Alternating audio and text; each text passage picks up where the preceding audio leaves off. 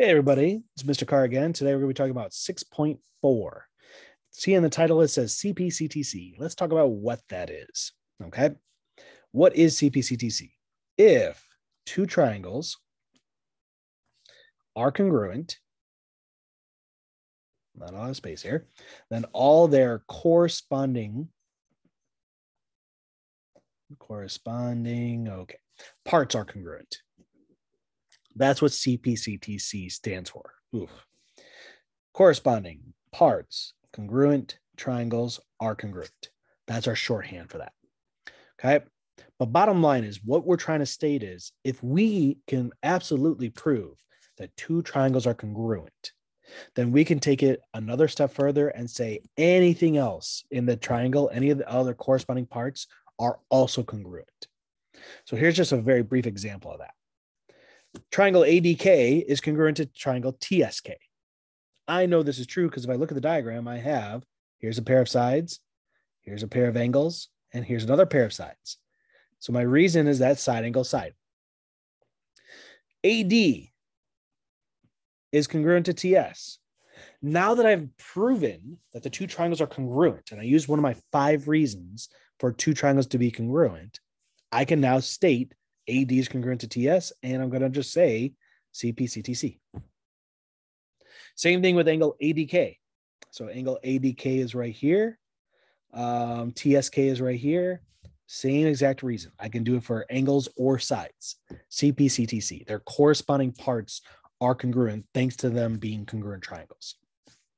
Okay, so that leads us to an actual full proof with this. All right, so this proof right here says state that or prove that ST is congruent to VW.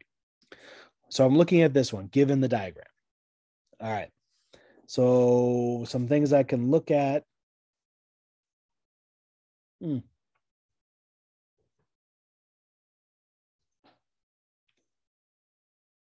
Okay. Never mind. I'm sorry. Blanked out for a second. So if I look at the diagram, I know that right here, I'm going to mark it up. I know these two angles are congruent to each other. They're both 60. Okay. I also know that these two angles are congruent to each other at the right angles. Okay. So that is STW. So let's see here. Let me write these down.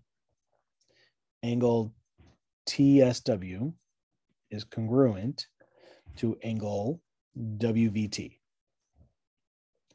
Okay, I also know that angle STW is congruent to angle VWT.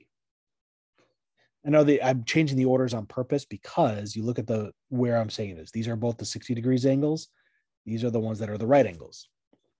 So I have 2 pairs of angles is what I've got here. Angle and then angle. So think back to the 5 reasons that triangles are congruent. To me, I'm looking for, can I show one of these two? Angle, angle, side, or angle, side, angle. Okay. Of the 5, these are the only ones that have 2 pairs of angles in them. Well, what I need is a pair of sides. The only pair of sides that I can definitely say is right here. TW. TW is shared. And if you remember what that's called, that is reflexive. So if I make that idea, that's what we're saying is that TW and TW are reflexive. So if I look at a triangle like this, STW, then I've got angle, angle, side. So I'm going to be using this one and not this one. Okay. So I like to do these in a paragraph. Remember, once I show that the two triangles are congruent, which is going to be this one, not that one. Okay. Then I can go one step further and say that this is true because of CPCTC. So let me just write this all out, what I just talked about. Okay. Since angle, I'll say the measure of, I'll write that better. Since the measure of angle TSW is equal to 60 degrees and the measure of angle WVT equals 60 degrees, then angle TSW is congruent to angle WVT. Angle STW and angle VWT are both right angles. right angles. So angle STW is congruent to angle VWT. Okay.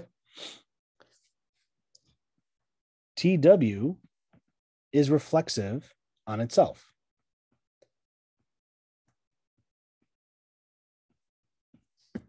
Therefore, triangle, we'll go STW, is congruent to triangle VWT. Whoops. VWT. I've now proven, therefore the triangle STW is congruent to triangle VWT by angle side. Now that I've proven the two triangles are congruent, my last step here is to state this. ST is congruent to VW by CPCTC.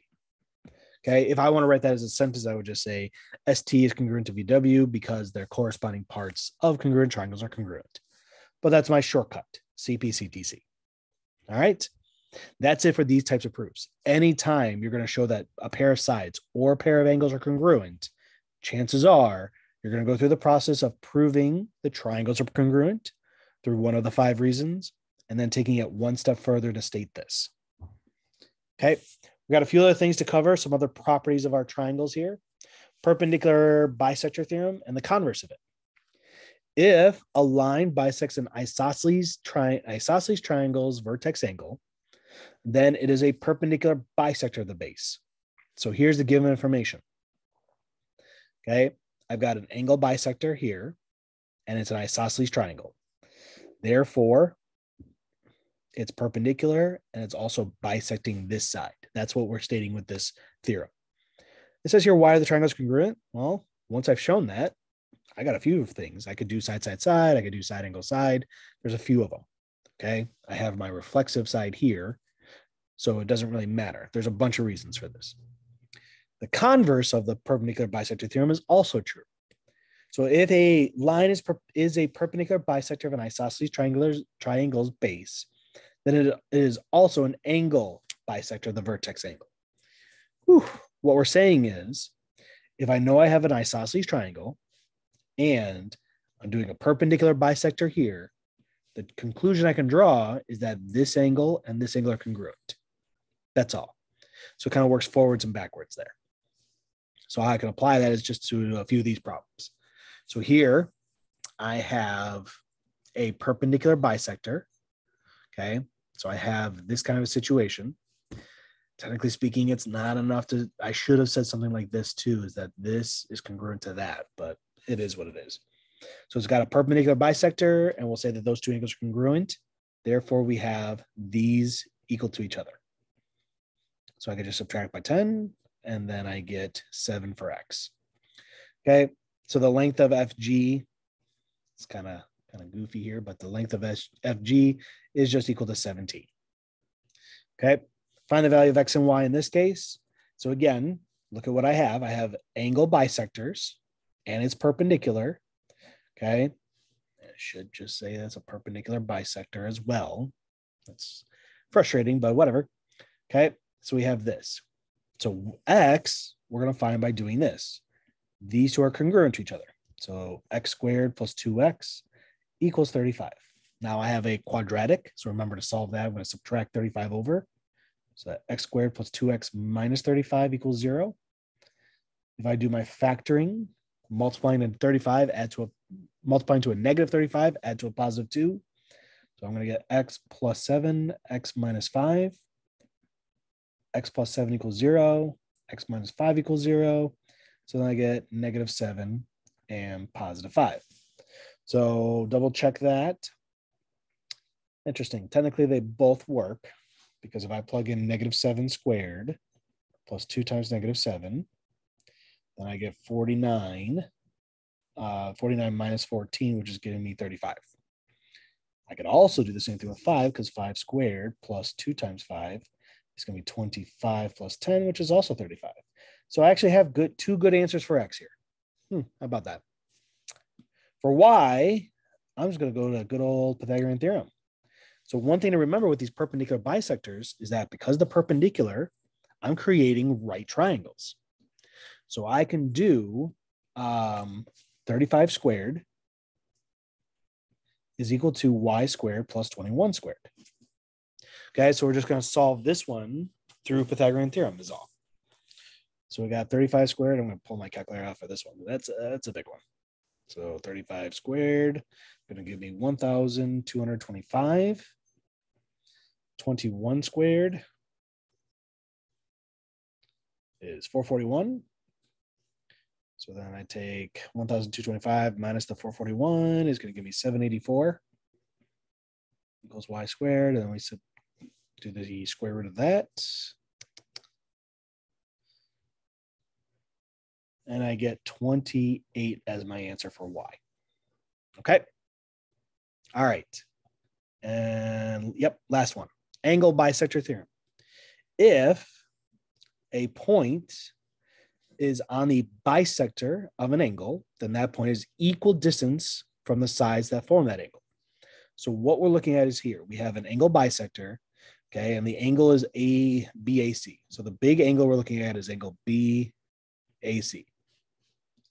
If we draw a line so that it makes that bisector here, and I find these perpendicular distances, that means that that's going to be the same. So BD is going to be congruent to DC. Okay. The converse of that is also true. If there's a point that's somewhere in the interior of an angle, so that's point D here, and it's the same distance to the angle sides. So we got this right here, same distance to both B and C like that, then it has to be on the angle bisector. So if I were to draw a line that connects AD like that, I know that these two angles are the same. Okay, so we can use that in a variety of ways.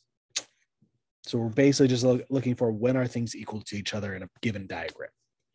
All right, a lot was done in this 6.4 video. So quick recap.